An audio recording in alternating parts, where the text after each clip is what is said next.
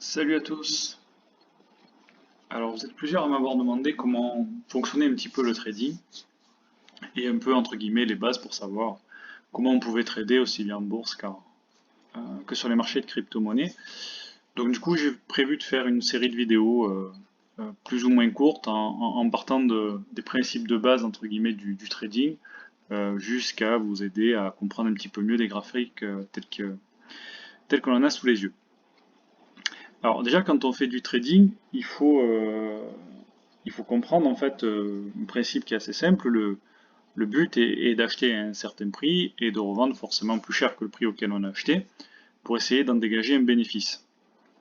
La difficulté que l'on rencontre souvent, c'est comment on détermine le point d'entrée, comment on sait qu'un produit entre guillemets est intéressant à acheter, que ce soit aussi bien en termes d'action qu'en termes de crypto-monnaie, et surtout quel outil on peut utiliser entre guillemets pour pouvoir faire des analyses, ce genre de choses, et se faire une bonne idée. Alors moi ce que je vous conseille dans un premier temps si vous commencez le monde du trading, c'est d'utiliser l'outil TradingView. Donc quand vous cherchez simplement dans Google, euh, c'est un outil qui est relativement bien fait. Il regroupe le monde de la crypto-monnaie, le monde de la bourse. Il est gratuit dans sa version limitée. Il y a une option payante pour ceux qui sont un petit peu plus avertis. Mais déjà, là, je dirais que la version gratuite offre pas mal de possibilités.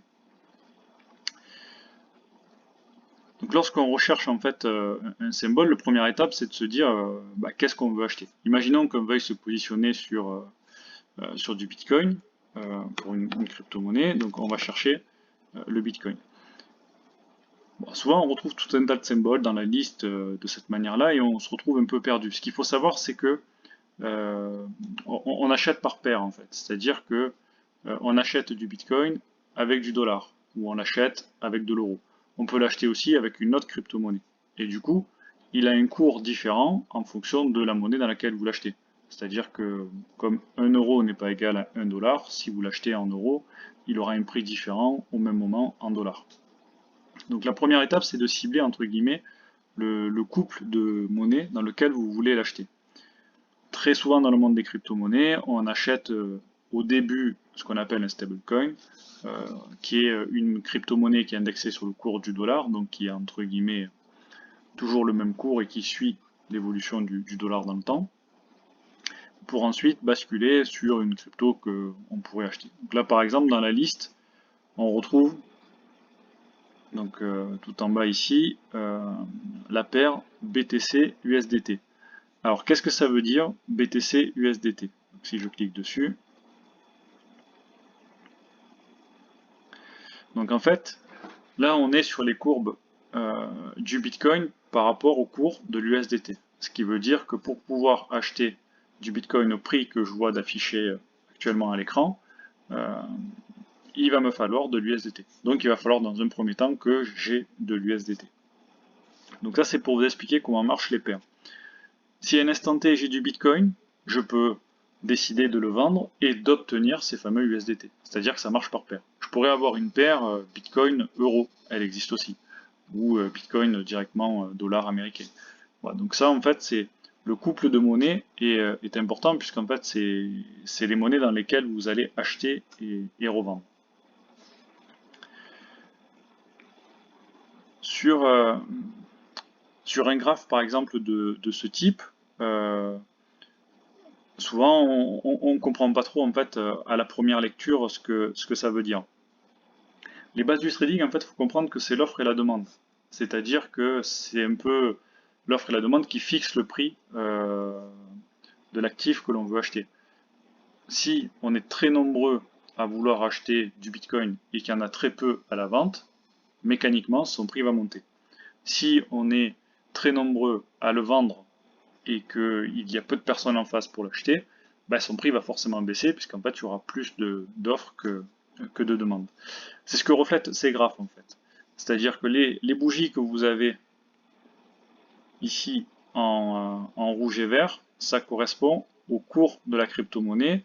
Une bougie représente un intervalle de temps, ça peut être 5 minutes, 10 minutes, une journée, en fonction de comment on configure notre graphe. Donc là par exemple, on peut regarder que sur l'intervalle de temps là on est en jour, donc sur le 13 juin par exemple, ben voilà, la bougie était plutôt fortement à la baisse sur le Bitcoin, or que sur le 30 mai par exemple, elle était en vert, donc elle était plutôt à la hausse sur la journée du 30 mai. On peut varier cette échelle de temps bien sûr pour avoir quelque chose de plus zoomé que ce que on voit là sur le graphique, puisque là on démarre du mois d'avril jusqu'à aujourd'hui. On peut très bien avoir une vue uniquement de la journée. Les autres indicateurs qui sont intéressants, c'est de regarder les volumes.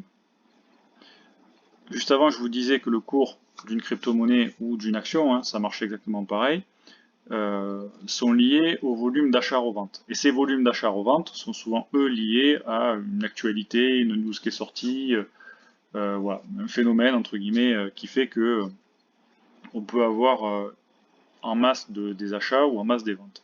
On voit en fait que quand il y a beaucoup de volume à la vente, bah forcément le cours va baisser. Lorsqu'on a des volumes à l'achat, le cours va remonter. Pour faire du trading dans de bonnes conditions pour moi, il faut voilà, avoir ces notions d'offre de demande, bien comprendre comment marchent les paires, avoir un compte ouvert sur une plateforme, bien sûr, pour pouvoir faire de l'échange. Donc si c'est de la crypto-monnaie, ben, ça peut être une plateforme type Binance, Coinbase, enfin il y en a tout un tas. Je vous conseillerais plutôt Binance dans un premier temps, puisqu'il est plutôt adapté à faire du trading, je dirais, en mode un peu court-termiste. Par contre, si vous voulez acheter des actions, ben, c'est pas forcément sur Binance qu'il va falloir aller. Là, c'est plutôt se tourner sur d'autres plateformes, Boursorama, Fortuneo, eToro, enfin, il y en a tout un tas qui proposent l'achat-revente d'actions en bourse. Donc ça, voilà, c'était la première vidéo pour vous expliquer un petit peu le principe de base de comment varient les cours entre l'offre et la demande.